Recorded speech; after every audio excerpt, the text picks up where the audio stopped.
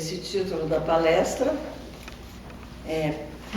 Pode parecer provocação para os meus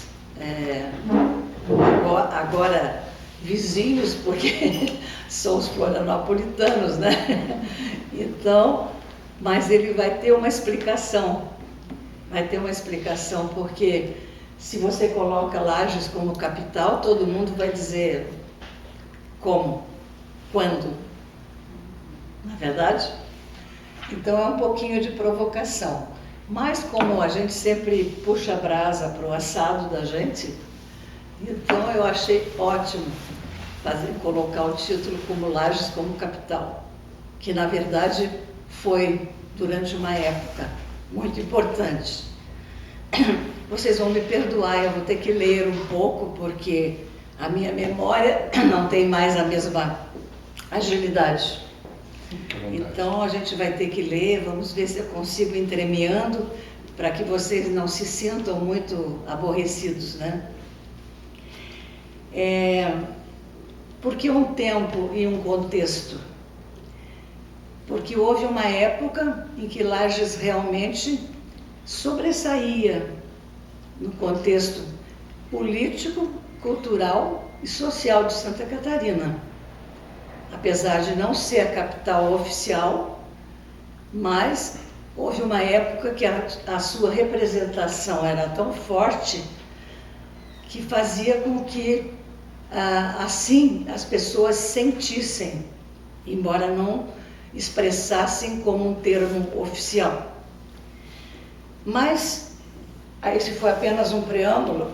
Antes de mais nada, eu quero agradecer ao Dr. Cláudio pelo convite, porque isso me proporcionou me sentir inserida, porque desde que eu recebi essa honrosa medalha, tempo de Covid, foi logo no começo, 2020, eu recebi e a gente não teve mais possibilidades de contato com ninguém.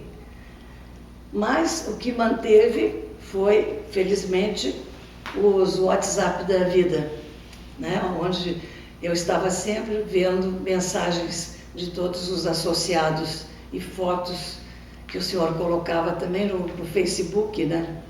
Fotos de Lages que matam a saudade da gente. Então, obrigada, doutor Cláudio, obrigada a presença de vocês, é muito importante, é um incentivo e um gesto de carinho. Essa palestra ela tem como fonte de pesquisa esse livro que o doutor Cláudio apresentou, que foi editado pela editora Insular em 2004. Foi um pedido da família do seu Vidal. Natural. Eu estou precisando. Sem ser gelado. Isso foi resultado do Covid. Pode tomar. Da família do seu Vidal, uma sugestão da filha, já falecida, né, a Tereza, que todo mundo provavelmente conhece.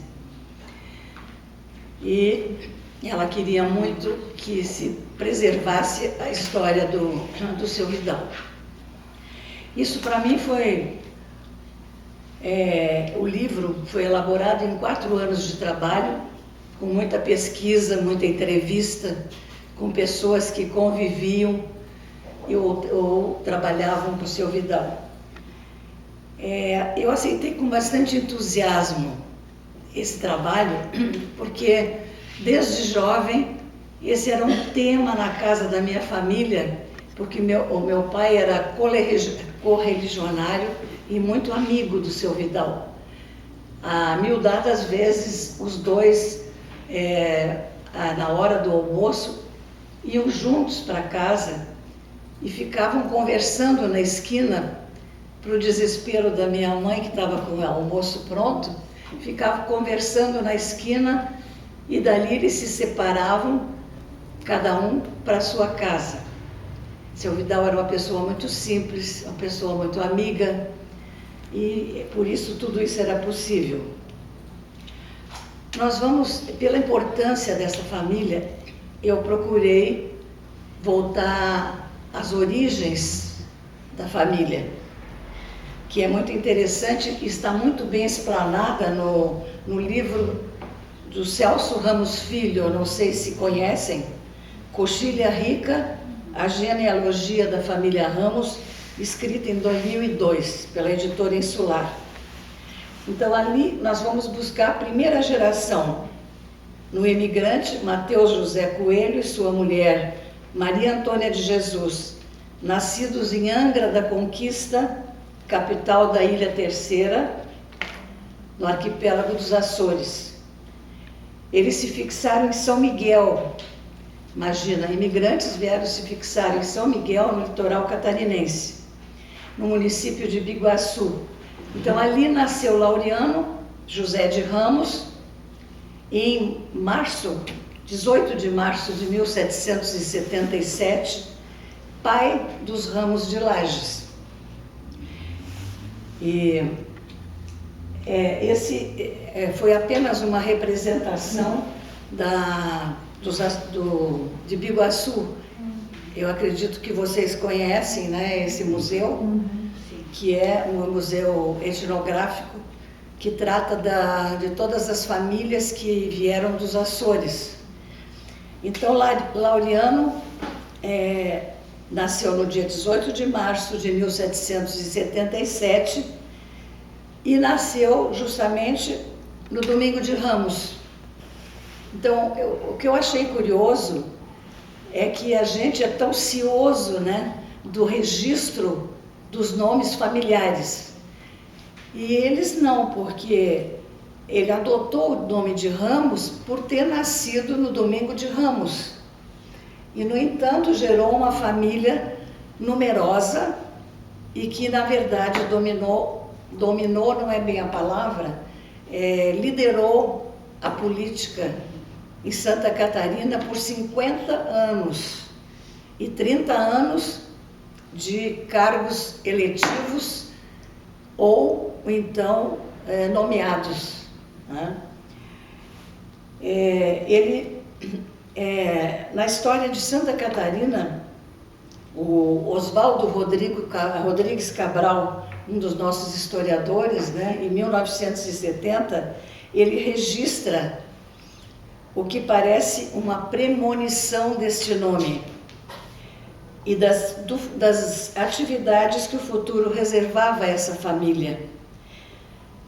Por exemplo, a denominação da Bahia Norte, da ilha de Santa Catarina, todo mundo conhece, né? É ladeada pela avenida mais importante, ou pelo menos a mais movimentada de Florianópolis, e Dom Álvaro Nunes, Cabeça de Vaca, já havia nomeado a Bahia Norte de Santa Catarina, chamando-a de Bahia de Ramos.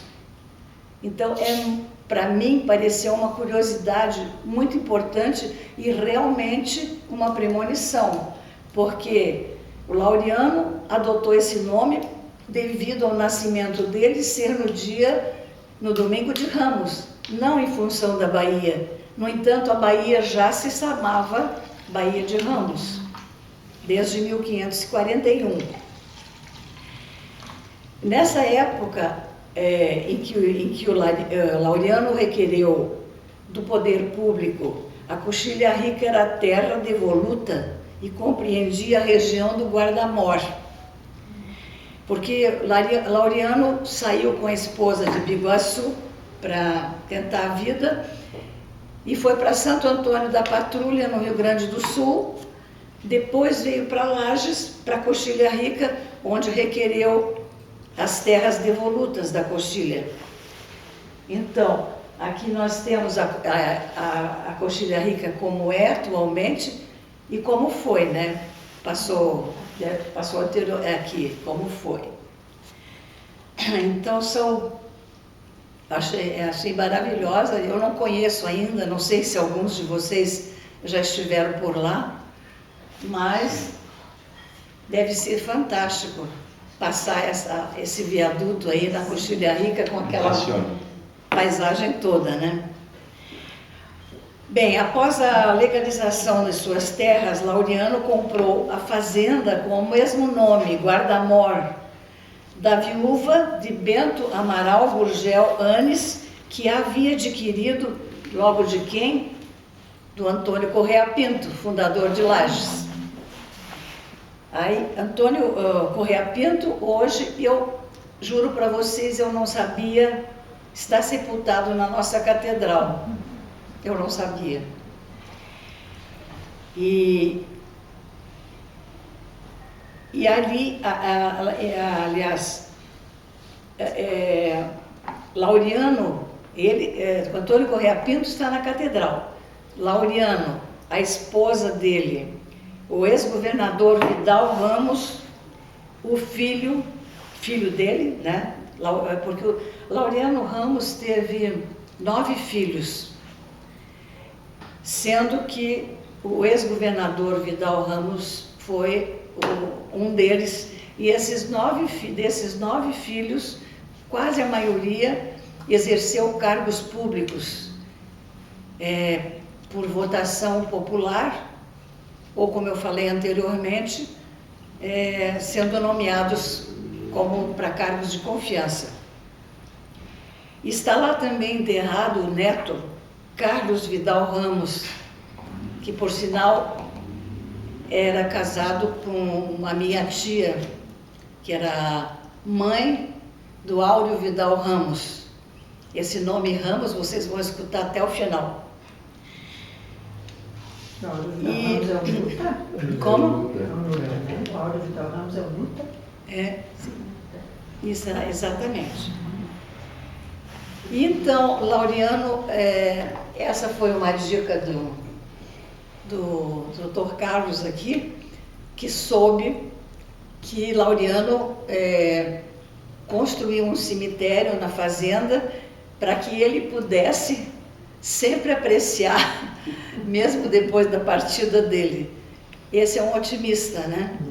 Porque ele tinha essa expectativa, essa esperança de poder sempre enxergar onde estava o cemitério, que era a última morada dele. Na verdade, pelas fotos que eu consegui, aqui é a Fazenda Guarda-Mor, que era do Correia Pinto, né? Então depois Laureano comprou. E há uma arte de Moacir Ramos, aqui de Lages, que vocês todos conhecem. Nessa pintura, doutor Carlos, o Moacir me explicou, o cemitério não ficava acima, a residência, a fazenda, ficava acima da colina e o cemitério embaixo. Então, lá de cima, ele apreciava o cemitério, né? Então, ali está a foto do cemitério, não, passou um pouquinho antes, logo depois dessa, pouquinho depois. A número 7, não sei se já passou. Não é essa? Não tem, professora, a número 7, não. A número 7. A número 7 não está. Não sei se já passou. Não está nas gravuras. Está aqui no esboço, mas ali não está. Essa aí de baixo onde você está com o dedo. Por favor. Não, ela não está no pendrive que a senhora me deu. Então, desculpa. Não tem problema. Eu estava procurando ela também, voltei, não achei. Bem, era uma foto do cemitério que de repente não está, né? Então, o Laureano tinha como profissão, ele era carpinteiro, assim que ele procurava fazer a vida, mas tinha grande tino comercial e uma grande visão administrativa que ele passou para os seus descendentes, né? Ele adquiriu fortuna com a criação e venda de gado para Sorocaba, São Paulo, criando ainda o mais importante estabelecimento agropecuário na região de Lages, comportando azenha, moinha de roda movido a água corrente, atafona, moinho manual, uma tecelagem de algodão de lã, carpintaria, uma olaria, revelando assim uma visão comercial e muito trabalho. Laureano e Maria Antônia de Jesus tiveram 9 filhos, entre eles Vidal José de Oliveira Ramos, sênior. Aqui sempre dá uma confusão. Vidal José de Oliveira Ramos sênior, avô de Vidal Ramos Júnior e pai do ex-governador Vidal José de Oliveira Ramos Júnior. Então, não sei se deu para acompanhar. Aí é uma peculiaridade que tem confundido as pessoas. A recorrência nessa família do nome José e nome Vidal. Laureano era Laureano José e todos os filhos tinham o nome de José. Isso causou um grande problema, porque essas pessoas se tornaram ilustres e na hora de quase todas as cidades catarinenses têm nomes dessa família em praças e logradouros públicos. E as pessoas fazem muita confusão. Então aqui em Lages, por exemplo, a Praça Vidal Ramos, Vidal Ramos, todo mundo não, mas uma grande maioria acha que o nome é do ex-prefeito Vidal Ramos. Na verdade, ela é chamada Vidal Ramos Sênior, que era o avô do seu Vidal, do seu Vidal. Por causa disso, o ex-governador Vidal Ramos Júnior, resolveu mudar de nome. E mudou de nome no dia 21 de janeiro de 1909, passando a chamar-se publicamente, publicado em jornal, Vidal de Oliveira Ramos. Então o ex-governador é somente Vidal de Oliveira Ramos. Nosso ex-prefeito, Vidal Ramos Júnior. O avô de Vidal Ramos Júnior, Vidal José Ramos Sênior. E essa família, esse Laureano Ramos, é muito interessante que a gente pense, porque normalmente você ouve falar, mas a gente não fica muito atento às consequências, não é? E as como a gente chamaria, circunstâncias ou acasos, apesar que acaso não existe. Esse José Laureano, carpinteiro, que foi para São José, para Antônio da Patrulha, Santo Antônio da Patrulha, que voltou para Lages, adquirindo as terras da Coxilha Rica, teve na família simplesmente 3 governadores do estado, vários prefeitos em Lages e Florianópolis, muitos vereadores, deputados, senadores, um bispo, Dom Murilo Krieger, e um presidente da República. Aqui a gente pergunta, seria isso uma premonição? Nós temos um destino estipulado? Não parece interessante que um carpinteiro, filho de açorianos, mude de local onde nasceu e tenha uma descendência tão grande e com tão grande influência na política de Santa Catarina? Me chamou a atenção isso, porque muitas vezes a gente acha que está fazendo as coisas porque tem que fazer, mas no fundo, tudo tem uma razão de ser. Me pareceu, estudando e pesquisando essa família. Parece que tudo tem uma razão de ser. Aliás, é dito, que nada acontece por acaso. Então, falando do presidente da República, Nereu Ramos, ele era vice-presidente da República, que naquela época era também presidente do Senado Federal. E ele foi a solução encontrada para a posse do presidente Juscelino Kubitschek, em função de uma série de desdobramentos do suicídio do presidente Getúlio Vargas. Então, como vice-presidente e como presidente do Senado Federal, ele foi escolhido para garantir a posse do Juscelino Kubitschek. Segundo o historiador Licurgo Costa, no volume 3 de O Continente das Lajes, ele cita dessa forma: das 3 figuras iniciais da família Ramos, teve origem há quase um século o que poderíamos considerar o mais duradouro dos grupos políticos que registra a história dos estados do Sul ou provavelmente de todo o Brasil. Foi uma família que trabalhou intensamente pelo seu município, pelo estado e pelo Brasil, cuja oligarquia não pode ser vista pelo ângulo pejorativo da palavra, uma vez que demonstrou desempenhos notáveis, além da probidade e competência administrativa.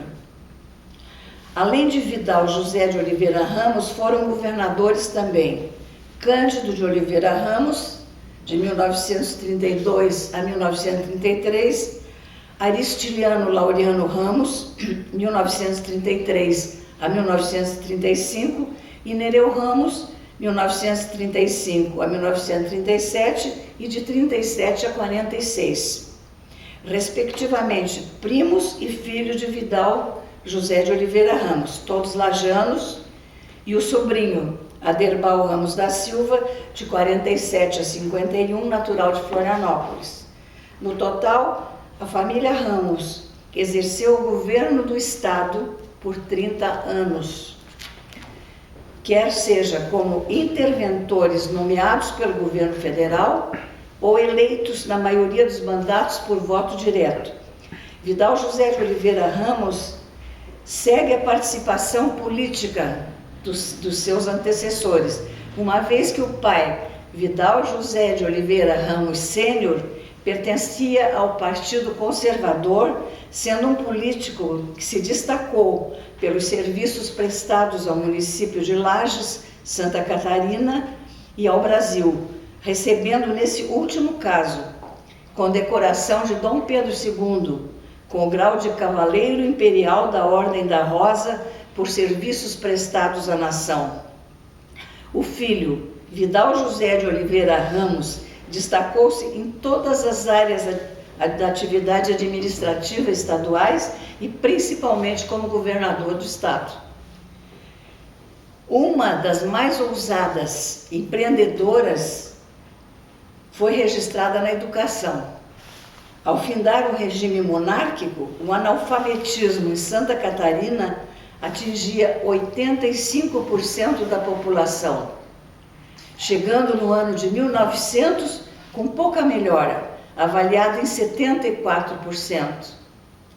Até que em 1910, Vidal José de Oliveira Ramos, o governador, empreendeu uma verdadeira organização do ensino em moldes científicos e atuantes. Para isso, contratou uma comissão de professores paulistas, coordenada pelo professor Orestes Guimarães, sendo então implantado um novo sistema que permitiu o posterior desenvolvimento da instrução pública.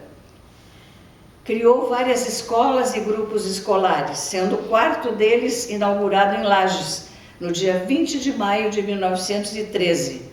Meus pais estudaram lá. E muitos, acredito, daquela geração, parentes e pais de vocês, talvez. E numa justa homenagem, esse grupo levou o nome dele, que é o Grupo Vidal Ramos, Então, nosso conhecido. Os outros 3 foram criados em Florianópolis, Joinville e Laguna, e mais 3, beneficiando outras cidades, foram anunciados pelo governador, inclusive o Colégio Dom Pedro II de Blumenau. Num trecho de discurso de inauguração do Grupo Vidal Ramos, assim se expressou o governador. Aí vem a foto do Grupo Escolar Vidal Ramos. Esse é o Aristiliano Ramos. O Vidal Ramos é o anterior. Agora eu consegui uma foto muito moderna, já com a nomenclatura ali do SESC, né? E outras escolas públicas foram então fundadas, como a Aristiliano Ramos e a Aristiliano Ramos, e depois as escolas particulares, que a gente vai ver mais em frente. Mas na inauguração do Grupo Vidal Ramos, ele se expressou dessa forma: é esta uma cruzada santa a qual dediquei todas as minhas energias. E aí uma chamada para professores, para nós professores, né? Senhores professores, sois vós os melhores batalhadores dessa cruzada bendita contra o mais temido inimigo da sociedade, o analfabetismo. A minha palavra é, portanto, neste momento, o toque de reunir. E na mesma oportunidade também disse: aqui todos são iguais perante o Mestre. Aqui todos têm o mesmo direito, porque se os ornamentos desse edifício foram feitos com o ouro dos ricos, as paredes que o sustentam foram argamaçados com o suor dos pobres. É bem vossa essa casa.